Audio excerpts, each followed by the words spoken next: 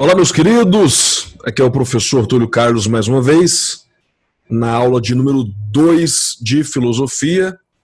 Falaremos agora sobre filosofia medieval, um tema importantíssimo para a gente também, de novo, não só para vestibulares como para o Enem e vice-versa, obviamente. E eu vou estar aqui passando algumas diretrizes para vocês. Se você não assistiu o nosso vídeo de número 1 de filosofia, corre lá porque ele é extremamente importante para compreender o que nós veremos hoje aqui. Beleza? Vou compartilhar a tela aqui com vocês e a gente já começa a nossa discussão. Então agora a gente vai falar de filosofia medieval, beleza? Medievo, você sabe, aí foi basicamente um milênio da história do Ocidente, vai ler desde o século V ao século XV depois de Cristo, e a gente vai problematizar algumas questões, principalmente porque quando a gente fala de filosofia medieval, a gente automaticamente faz uma relação à filosofia católica, beleza?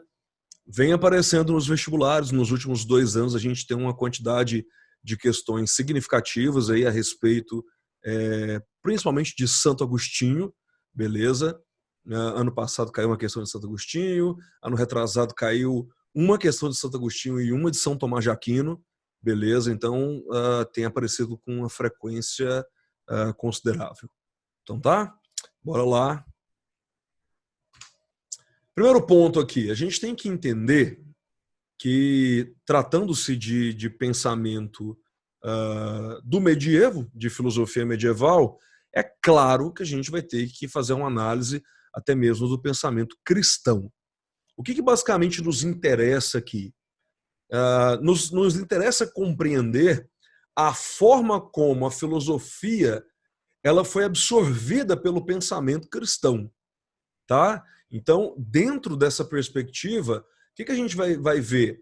Né? Os filósofos que nós chamamos aí, né, de Agostinho, de Hipona, Aquino, né, na verdade, Tomás de Aquino, né, são santos da igreja. Então, ao mesmo tempo que eles são importantes aqui para o debate filosófico, eles são importantes também por uma questão teológica da própria Igreja Católica. E é interessante a gente perceber que esses dois campos, a filosofia e a teologia, eles caminham de forma muito próximas. Né? Se a gente pensar até mesmo na reforma protestante, né, a base teórica dos reformadores são esses filósofos da própria igreja. Tá certo? E a gente vai ver essa junção, então, principalmente entre as doutrinas cristãs e algo que eu pedi para vocês prestarem atenção na nossa primeira aula de filosofia, que é o pensamento grego. Tá? A filosofia grega e o pensamento cristão vão se misturar aqui. Até porque eu havia dito para vocês também que toda filosofia que vai se desdobrar aí ao longo do pensamento ocidental, ela é uma espécie de continuação daquilo que foi iniciado lá na Grécia Antiga. Beleza? Então, bora aqui. Sempre, e aqui normalmente cai nos vestibulares algo simples, também básico, e eu quero chamar a atenção de vocês. Às vezes a gente pega para os vestibulares coisas extremamente complexas e o básico a gente acaba deixando de lado, né? Como eu mostrei para vocês na nossa primeira aula, às vezes a gente fica lá esperando, vai cair a metafísica de Aristóteles, ato e potência, ato, substância e acidente, maiêutica socrática, e daí cai uma pergunta perguntando sobre o contexto de surgimento da filosofia. Não é uma pergunta menos importante, mas às vezes a gente fica ali muito só nas teorias filosóficas pontuais de cada um, que a gente esquece um ponto extremamente importante, o contexto histórico onde tudo está inserido. Então, toda vez que eu for pensar algum filósofo, e por isso que eu estou colocando até para vocês essas introduções, e daí eu separei lá, primeiro vídeo, filosofia antiga, né? Filosofia antiga pega essa galera toda que está ali, então os primórdios da filosofia. Filosofia medieval, a gente já tem que entender a relação da filosofia com as doutrinas da própria Igreja Católica. E daí isso tudo ajuda a gente a entender. Né? Por exemplo, como a gente está falando por exemplo, alguns vestibulares, ou principalmente como é o caso do Enem, numa mesma questão, pegar um texto ali falando sobre contexto histórico, sobre a história da sociedade medieval, sendo contado ali por algum desses dois pensadores que a gente verá aqui nesse vídeo. Beleza? Então, relações como teologia e filosofia, razão e fé são extremamente importantes aqui para a gente. Beleza? O que a gente vai perceber disso tudo? Existe uma continuidade, né? Mesmo que tenha ali, digamos, de uma forma positivista, né, marcado no rompimento ali com a questão da antiguidade, né, quando dá início à Idade Média, com as invasões bárbaras e tudo mais ali, a gente vê que tem uma certa continuidade ainda do pensamento, pelo menos intelectual, né, greco-romano. Tá? Vamos lá.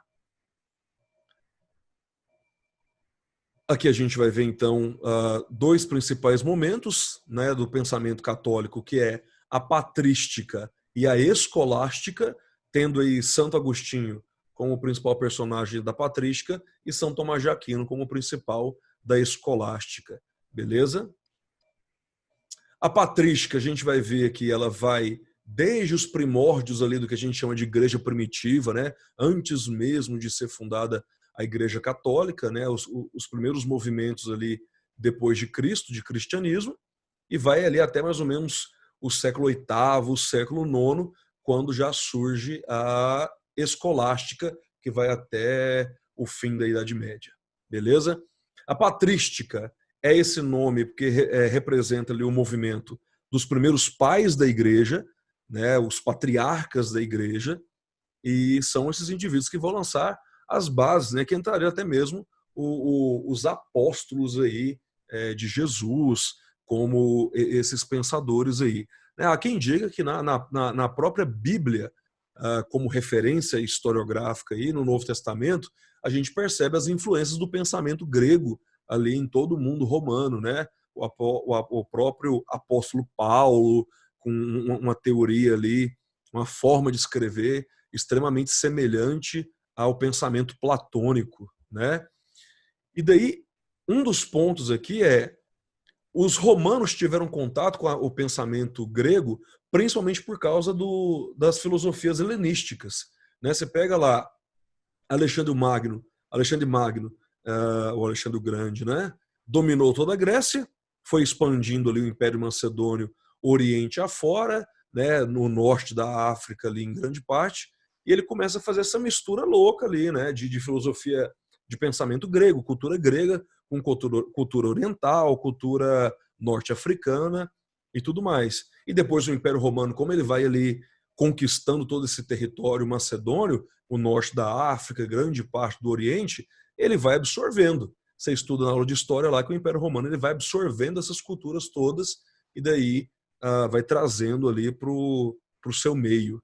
Né? Então, as escolas helenísticas, dentre delas, tinham uma chamada neoplatonismo, né? Que não apresentava, digamos assim, não é que apresenta uma nova possibilidade platônica, mas eles pegam de novo a filosofia platônica e aplicam em outras discussões, né? Muito voltadas ali para uma questão que a gente chama de paganismo antigo e até mesmo para dentro da igreja o neoplatonismo vai influenciar. O Santo Agostinho, num primeiro momento, ele não era cristão, ele vai se converter ali por causa da mãe dele, né, que é uma santa da igreja também, Santa Mônica, e depois ele vai chegar à conversão e tudo mais, e se proclamar aí cristão. Né? Só que ele vai falar que ele só se tornou cristão principalmente por causa de Platão. Lembra quando a gente estava falando no nosso primeiro vídeo, quando Platão está falando, olha, existe um mundo onde tudo é eterno, tudo é perfeito, que é o mundo das ideias. E um mundo onde tudo é passageiro, tudo é efêmero, tudo é fálico, é o mundo material. O que Agostinho vai falar? Platão me preparou para a fé. Né? Como assim? Como é que Platão me preparou para a fé? Porque quando eu entendo, né, aquela alegoria da caverna, Platão explicando o mundo das ideias, o mundo inteligível, né, esse mundo metafísico, o que Agostinho vai falar? ficou ainda mais fácil de compreender a ideia de paraíso, a ideia de eternidade, a ideia de alma, né? Platão, lembra lá no princípio da reminiscência, quando ele fala que todo conhecimento pertence à alma, né? O que ele já está dando para Agostinho? As bases do cristianismo, né? Inclusive, Agostinho, depois da sua conversão, o que ele vai dizer? Mesmo que Platão não tenha conhecido a Cristo, ao Deus de Abraão, né, do cristão, quando ele falava de eternidade e de coisas perfeitas, ele falava da criação e da natureza divina de Deus, mesmo que não tivesse esse conhecimento. Tá? Inclusive, acho que vale a pena você anotar que para Agostinho, todo conhecimento pertence a Deus. Tá? Inclusive a sabedoria pagã.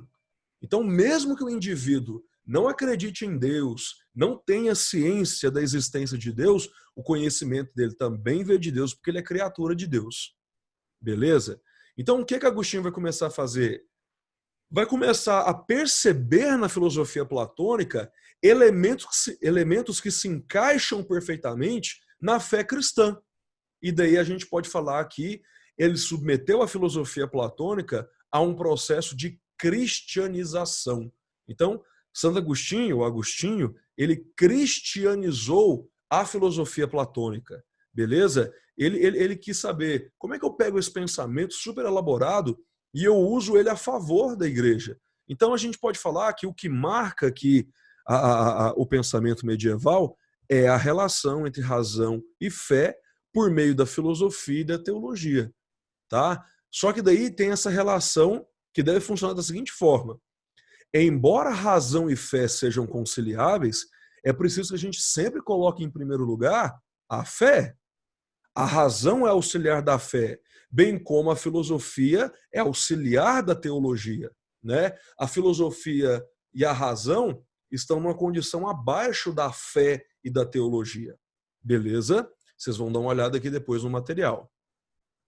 E daí a gente tem algumas teorias apresentadas por Agostinho usando a base platônica. Olha só, se para o Platão, lá no princípio da reminiscência, que a gente falou, se você não se lembra, corre lá no vídeo e dá uma olhada. O que ele falou? Conhecer é relembrar, e todo conhecimento está contido na alma. Lembra a teoria do Platão? A alma pertence ao mundo das ideias, ela é perfeita. Mas o corpo não, porque ele é matéria. Beleza? Quando a alma se encarnou, é como se ela perdesse todo conhecimento, ou pelo menos se esquecesse de todo conhecimento. O que é preciso fazer? Relembrar. Como é que o Agostinho vai cristianizar essa teoria platônica? Elaborando a sua teoria da iluminação divina. O que ele vai dizer aqui? Todo conhecimento, toda potência racional vem de uma iluminação divina. Todo conhecimento que existe, toda sabedoria pertence a Deus. Deus, por meio da sua luz, da sua iluminação, nos abençoa, nos dando capacidade, né, inteligência para poder estudar o mundo, estudar as coisas, inclusive estudar as escrituras. O que Agostinho acreditava? Que nós só somos capazes de interpretar as escrituras porque Deus nos iluminou com a sabedoria que nos dá a capacidade de interpretar os seus mandamentos, aquilo que ele tem para as nossas vidas, as suas vontades, os planos e tudo mais. Beleza? Agostinho acreditava que todo conhecimento vem de Deus, por quê? Olha como é que ele vai relacionar. Lembra que para o Platão, isso aqui não é uma garrafa, é uma cópia de uma garrafa. Que a garrafa verdadeira, a primeira, a base de tudo, ela é uma ideia, ela está no mundo das ideias. Né? Que antes da matéria da cadeira, eu tenho a ideia de cadeira. Então a ideia de cadeira é perfeita. Essa cadeira não. Essa que ela vai quebrar, ela vai estragar, a ideia de cadeira é eterna. O que o Agostinho vai falar? A Bíblia não vai dizer, né, para você que conhece ou já ouviu essa passagem, a Bíblia vai falar que nós somos imagem e semelhança de Deus. Né? Portanto, nós somos cópia. Só que se Deus é o máximo da perfeição e nós somos cópia, nós não somos perfeitos, nós somos falhos, porque somos cópias. É a mesma situação da garrafa. Mas em nós há uma centelha que Agostinho vai falar, que é uma espécie de fagulha aí, talvez, que pertence a Deus, que é a forma como nós acessamos a Ele. Então, quando a gente morrer, essa matéria, ela vai ficar, ela vai perecer, mas a alma é eterna e ela vai, de novo, para o encontro com o Criador, com Deus, beleza? Então, a minha sabedoria vem de Deus. Né? Agostinho, inclusive, vai falar até do próprio Salomão. A sabedoria de Salomão vem de Deus. Quando a Bíblia fala que Salomão se afasta de Deus, a vida dele começa a cair em completa desgraça. O que Agostinho falou? A Salomão, que é na Bíblia o indivíduo que é o mais sábio, né? Deus falou, você pode me pedir o que você quiser, e ele pediu sabedoria. Ele perde a sua sabedoria ao se afastar de Deus, porque a sabedoria estava em Deus. Então, quanto mais próximo de Deus, mais próximo da sabedoria. Beleza? A questão da liberdade, o Agostinho acreditava que o indivíduo só pode ser livre, de fato, numa vida com Deus, uma vida ali diante do querer de Deus, de toda a providência divina, beleza? O que importa realmente é viver uma vida com um propósito voltado para Deus. Isso tem uma relação principalmente com o pecado. Né? O Agostinho, ele é o autor da teoria do pecado original. O pecado original é uma leitura teológica, você não vai encontrar isso na Bíblia escrito propriamente dito, você vai encontrar o sentido de pecado original, e dele vai falar, o indivíduo não é livre por si só, porque ele é escravo do pecado, né? A queda da humanidade. Eu só posso ser livre quando eu faço a vontade de Deus. Né? Olha aqui as doutrinas divinas, porque ao fazer a vontade de Deus e não a minha, eu sou livre de mim mesmo, um pecador. Eu faço a vontade daquele que é perfeito, daquele que é eterno, que é Deus. Beleza? Bem escola dominical aqui nessa aula. A existência do mal, né? O que Agostinho vai falar? Se Deus criou todas as coisas, teria Deus criado também o mal? Agostinho vai falar que não. Porque se Deus criou todas as coisas, lá no livro do Gênesis vai falar pra gente que Deus criou todas as coisas, viram e viu que eram boas, qual que é o oposto do que é bom? O que é ruim. Então Deus não criou o mal, Deus criou só o bem. Né? O que seria o mal para Agostinho? A ausência de bem, a corrupção do bem.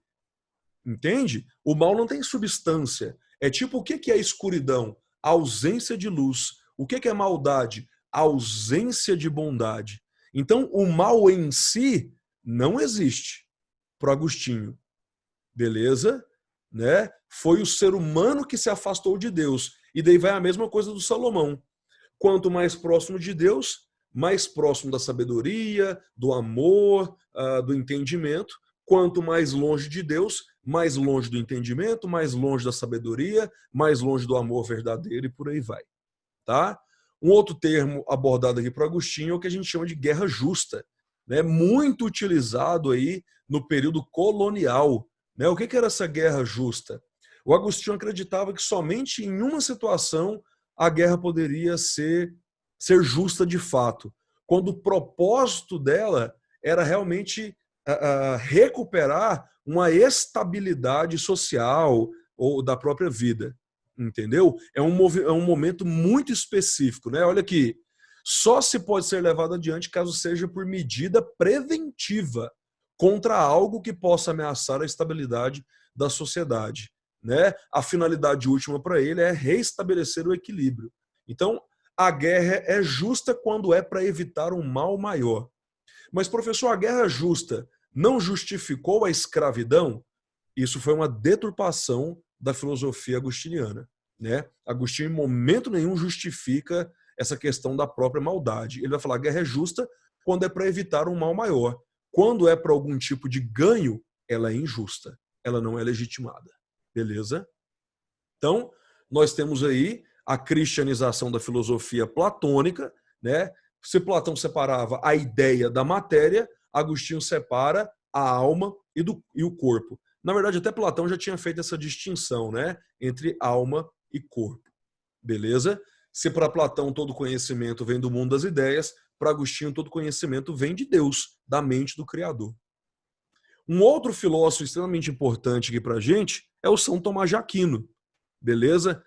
Ele vai apresentar aqui para a gente na escolástica, que é um outro momento aqui da filosofia católica, o neo-aristotelismo, né? A filosofia escolástica, o pensamento escolástico é um momento onde a Igreja Católica já está muito bem estabelecida, inclusive, a título de curiosidade, o autor do nome, né, quem deu o nome para a igreja de Igreja Católica, foi o próprio Santo Agostinho, né? Católica em grego significa universal, então uma igreja que pode ser universalizada, independente da cultura, dos povos, da língua, é uma igreja que se aplica a todos, tá?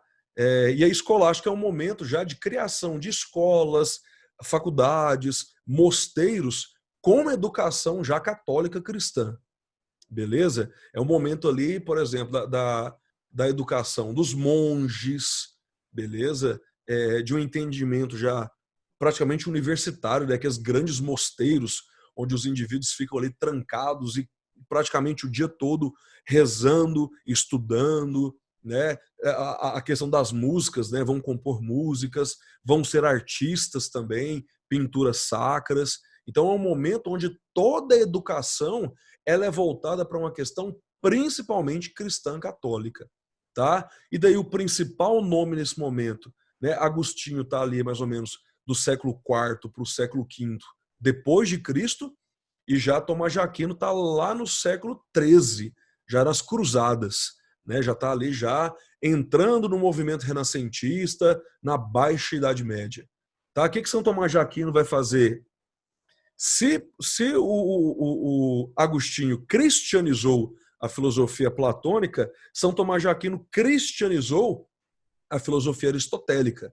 Beleza? Então, senhor, preste muita atenção. Numa questão de vestibular, pode muito bem cair um texto de Aristóteles e um texto de São Tomás de Aquino. Ou, numa mesma questão, um texto de Platão e um texto de Santo Agostinho. Porque as filosofias se relacionam, né? Eles estão cristianizando a filosofia grega para serem utilizadas dentro do pensamento católico.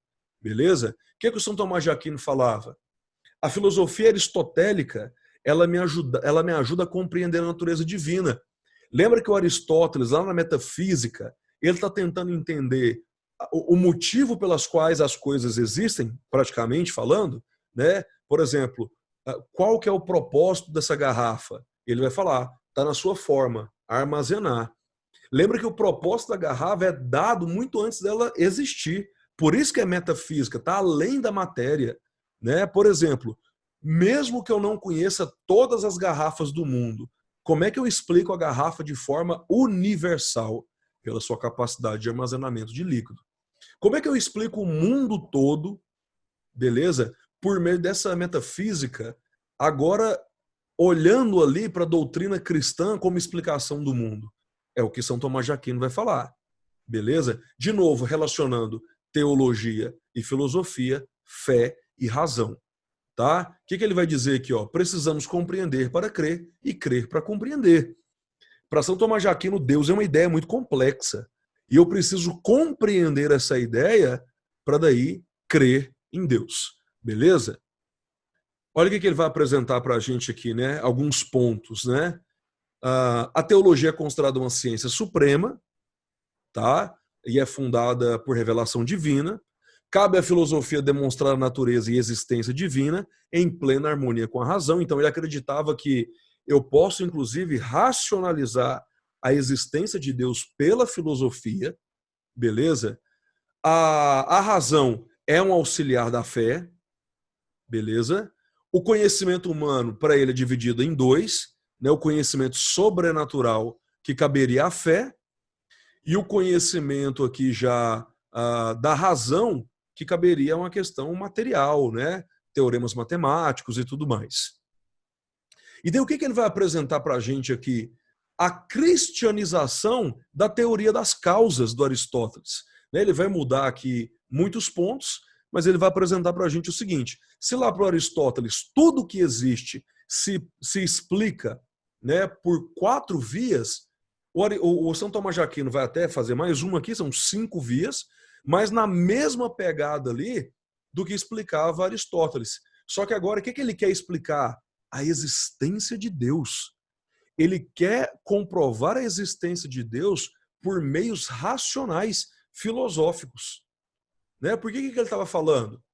O São Tomás de Aquino acreditava o seguinte: Se eu vou conversar com uma pessoa que não divide a mesma fé que eu tenho que ir para o mesmo campo que a gente tem em comum, né? Então pega, por exemplo, eu sou cristão, vou conversar com uma pessoa que não é cristã. Falar sobre doutrina cristã com alguém que não é cristão não faz muito sentido, na visão do São Tomás de Aquino. Então o que ele vai falar? Lembra da questão do Aristóteles da substância do acidente? Qual que é a substância do ser humano? A razão. Portanto, e depende de que religião a pessoa segue. O que as aproxima? O uso racional. Então eu vou explicar tudo isso por meio, né, por vias racionais. O que ele vai falar? Primeiro argumento para a existência de Deus. O argumento do movimento. O que ele vai falar? Tudo que existe, existe movimento. Né? Mas algo não pode se automover. Eu preciso de uma força externa ao objeto para dar movimento. Lembra lá do Aristóteles, né? Por exemplo, como é que eu explico que essa garrafa ganhou a forma que tem? Como é que o plástico ganhou essa forma? Né? A fábrica foi lá e deu a forma para ela. Então, o movimento que fez a garrafa surgir está fora dela. Entende? No caso, o argumento do movimento é: se tudo que existe no mundo tem um movimento, né? O ciclo das estações, a chuva, enfim, um monte de coisa. Eu tenho que retroagir ao infinito para encontrar que ponto fixo deu movimento para todas as coisas. Beleza? E dele vai retroagir ao infinito e fala: é preciso que exista um motor imóvel, um primeiro motor. Quem é o primeiro motor de todas as coisas? Deus. É claro que talvez aqui meu papel não é te convencer do que São Tomás de Aquino está falando, mas eu preciso fazer com que você entenda o que ele está falando, tá? Que é o primeiro motor de todas as coisas, o que dá movimento para tudo aquilo que existe é Deus. E para Aristóteles? O Aristóteles também fala do primeiro motor, e para Aristóteles também era Deus. Só que o Deus que Aristóteles está falando é uma divindade sem muita especificidade, né? Não está especificando qual é. É uma divindade que existe, não é nada muito específico, mas ela existe e dá movimento para tudo aquilo que existe, né? A filosofia clássica, Sócrates, Platão, Aristóteles, eles não acreditavam que existia várias divindades, né? Eles acreditavam que existia uma divindade suprema, então tem um princípio monoteísta ali também. Segunda causa, causa eficiente, né? Diz respeito ao efeito que este motor imóvel acarreta, a percepção da ordenação das coisas, causa, efeito, ou seja, se a gente vê que tudo é muito bem ordenado, né, a cadeia alimentar, tudo é muito bem equilibrado, é porque existe uma força eficiente que dá essa harmonia. Essa harmonia dada, então, é um efeito do primeiro motor, que é Deus. Argumento cosmológico, né? Presta atenção aqui que essa coisa aqui vai apertando. A terceira via compara os seres que podem ser e não ser. A possibilidade desses seres implica que alguma vez este ser não foi e passou a ser e ainda vem a não ser. Meu Deus do céu, professor, misericórdia, eu não entendi foi nada. Simples assim. Por que as coisas existem da forma que existem? Qual que é o propósito para a sua própria existência? Se algo existe é porque tem um propósito para ela existir. Lembra que o Aristóteles falava: nada existe por acaso, tudo tem uma finalidade. De novo, a caneta foi feita para escrever, a garrafa foi feita para armazenar líquido, o ser humano foi feito para pensar, porque a substância dele é a razão. Se tudo existe, existe por um propósito. Então, essas coisas não vieram do nada. Quem deu propósito para todas essas coisas, né? Por que argumento cosmológico? Cosmos, em grego, é ordenação, harmonia. Tanto é que é a raiz etimológica da palavra cosmético, aquilo que dá harmonia, aquilo que dá forma. A questão é, quem que fez tudo isso, né? Esse equilíbrio, onde todas as coisas têm a sua finalidade, onde as abelhas têm o seu papel, onde as lagartixas têm o seu papel, onde as abóboras têm o seu papel, né? É preciso que algo tenha proporcionado a existência dessas coisas. E para São Tomás de Aquino, é Deus. O argumento dos graus de perfeição, né, que é a quarta via, o que ele vai falar? Tudo que existe vai ser colocado dentro de um parâmetro do máximo da perfeição. Beleza? E daí ele vai falar que o máximo da perfeição é Deus. Tá? Quanto mais próximo de Deus, mais perfeito. Quanto mais distante de Deus, mais imperfeito. Beleza? E por último, o governo supremo. O que ele vai falar? Se tudo tem ordem, se tudo tem um propósito de existência, se tudo existe uma relação de causa e efeito, significa que uma inteligência suprema governa tudo isso. E essa inteligência suprema que estabelece esse governo supremo é Deus. Beleza? Então, essa é a explicação do São Tomás de Aquino para a existência de Deus. Né? Qual que é a esperança dele aqui? Que alguém compreenda todas essas vias de causa por meios racionais e chegue à conclusão de que é necessário que exista algo superior a todas as coisas que fez com que todas as coisas existissem. E para São Tomás de Aquino, essa força superior é Deus. Beleza? É isso. Filosofia católica vem aparecendo cada vez mais nos vestibulares, porque vem caindo mais aí em discussões para além da sala de aula, para além da academia, discussões aí até nas redes sociais. Então vale a pena vocês prestarem atenção, principalmente nesses dois movimentos, patrística e escolástica, e nesses dois autores, São Tomás de Aquino e Santo Agostinho. Como eles cristianizaram a filosofia platônica e aristotélica e como eles conciliam fé e razão, filosofia e teologia. Tá certo? Eu fico por aqui. A gente se vê numa próxima aula. Obrigado pela atenção e até a próxima. Valeu!